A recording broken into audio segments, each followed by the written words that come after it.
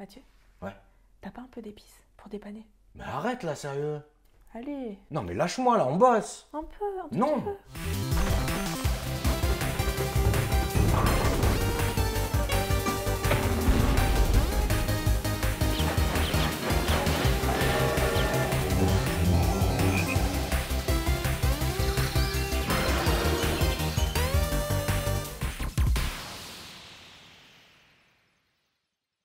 Salut à tous, aujourd'hui on vous retrouve pour un nouveau numéro de Premier Tour et on vous présente l'extension de Dune, l'avènement d'X.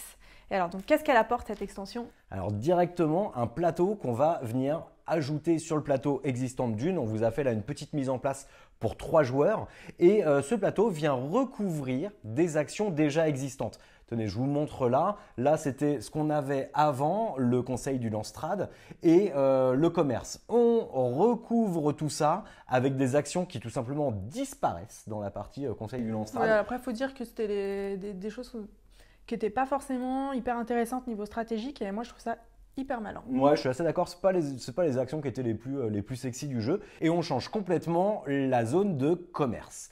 Dans le Lanstrad, on garde effectivement la possibilité de récupérer notre 3e agent, le maître d'armes. On garde le manta, vous savez, ce jeton supplémentaire qui nous permettra de réaliser une action et surtout de piocher une carte. Et le jeton qu'on pourra mettre dans le haut conseil pour avoir la réduction de cartes qu'on achète. Et cette nouvelle zone dans laquelle on va pouvoir se placer pour jouer avec un cargo. Et oui, puisqu'en fait on va avoir une piste d'expédition qui est juste ici, sur laquelle on va monter notre cargo et ça va nous permettre de récupérer les effets. Donc en fait, à chaque fois qu'on va se poser ici et qu'on va activer ce sigle-là, on va monter notre cargo d'une case. Si on est ici, on va le monter de 2 cases. À n'importe quel moment, avec ce même sigle, on peut aussi le rapatrier. Si je suis montée par exemple au 2e niveau de la piste d'expédition, je vais enclencher les 2 effets que je vais retrouver sur ma route dans l'ordre que je veux, ça peut avoir une importance.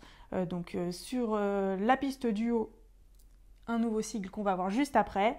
Ici, je récupère 2 troupes et j'augmente mon affinité. Et ici, la distribution de dividendes, soit en épices, soit je récupère 5 Solari et tout le monde autour de la table en récupérera 1. Donc quelque chose de très intéressant en connexion avec la guilde spatiale, qui était une guilde, moi je trouve qu'elle n'était pas forcément hyper intéressante dans le jeu de base. Enfin, elle avait cette case de long courrier qui était très puissante, mais sinon elle manquait un petit peu de... Elle est un peu en dessous quand même. Voilà. Ce nouveau symbole qu'on va retrouver à différents endroits, c'est la capacité d'acquérir des technologies. Donc chose totalement nouvelle dans le jeu. Et ces technologies, on les retrouve sur un plateau annexe qui représente la planète d'Ix, qui est justement, c'est leur spécialité, hein, les technos. On en a 3 qui sont disponibles à chaque partie et on a 2 nouvelles cases sur lesquelles on va pouvoir aller positionner nos agents. La première case va me coûter 3 Solari et va me permettre de récupérer un cuirassé et une techno.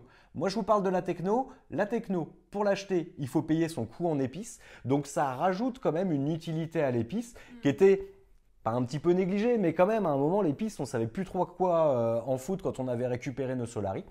Et le cuirassé. Alors, les technos, 3 dispos à chaque fois. Voilà, alors 3 dispos, donc il y en a qui peuvent être assez chers là, bon il se trouve que dans notre révélation ça va encore, il y a des technos qui peuvent être à 8 épices, etc.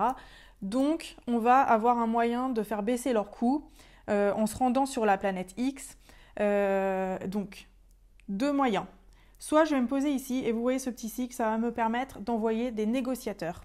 Donc je vais récupérer ce qui me servait pour les conflits, mais là je vais les envoyer à la négociation, je vais les poser dans cette zone.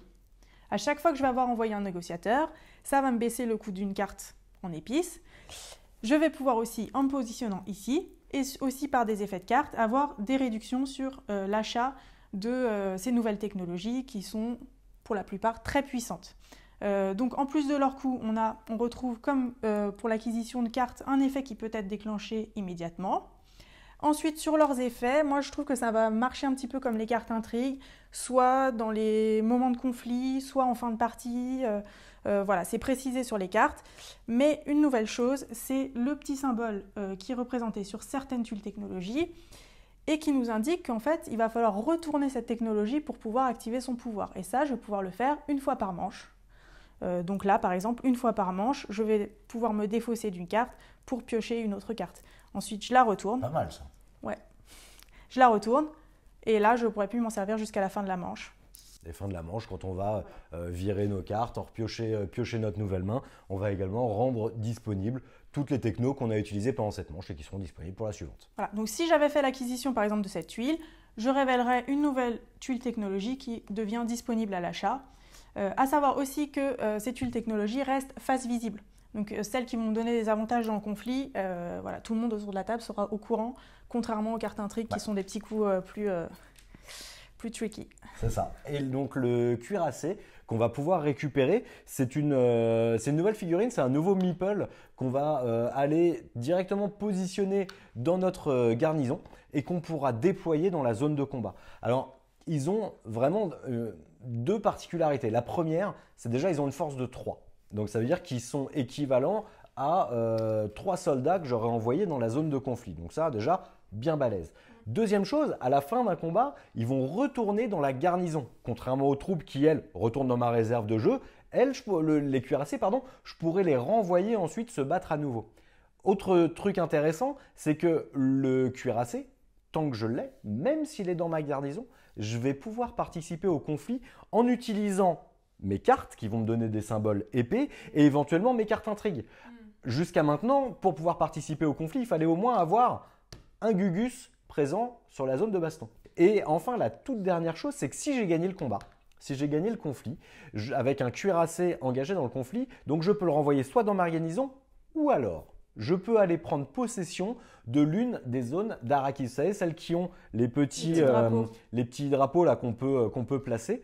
Eh bien, je vais pouvoir dire, ok, moi je vais prendre possession du bassin impérial et à chaque fois que quelqu'un fera l'action bassin impérial, j'en récupérerai le bénéfice. Même si un autre joueur avait son drapeau dessus. Je vais venir écraser son drapeau jusqu'à la fin du conflit prochain.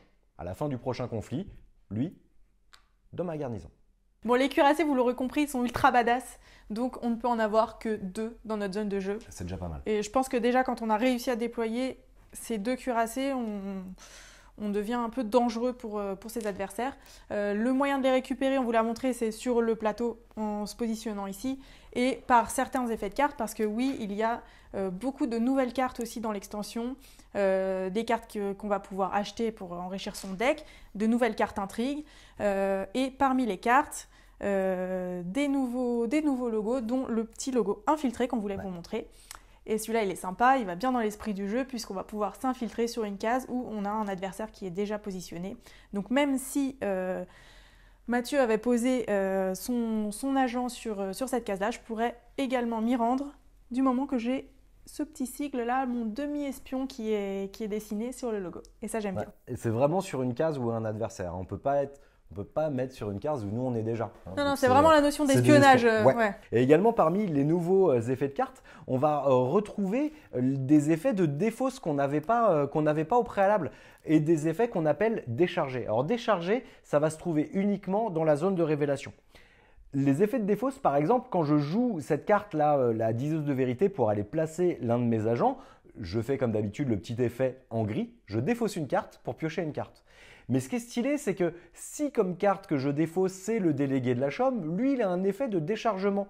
Il me dit que si je le défausse ou si je le détruis, via un autre effet de jeu, je récupère 3 Solari. Donc, je pose ma diseuse de vérité, je défausse mon délégué de la chaume, je pioche une carte et en plus je gagne 3 Solari. La vie est belle. Ces cartes vont me donner beaucoup d'actions en combo, beaucoup d'effets de cascade. Bon, et puis enfin, ce qu'on retrouve dans cette boîte, ce sont de nouveaux personnages qui vont exploiter les nouvelles mécaniques qu'on a pu vous présenter sur cette extension. Et voilà, on a fait le tour de tout ce que vous propose l'extension, l'avènement d'X pour Dune Imperium. Maintenant, à vous de jouer et de vous mettre sur la tronche pour le contrôle d'Arrakis. Merci pour avoir regardé cette vidéo. Jouez bien. À bientôt. Ciao!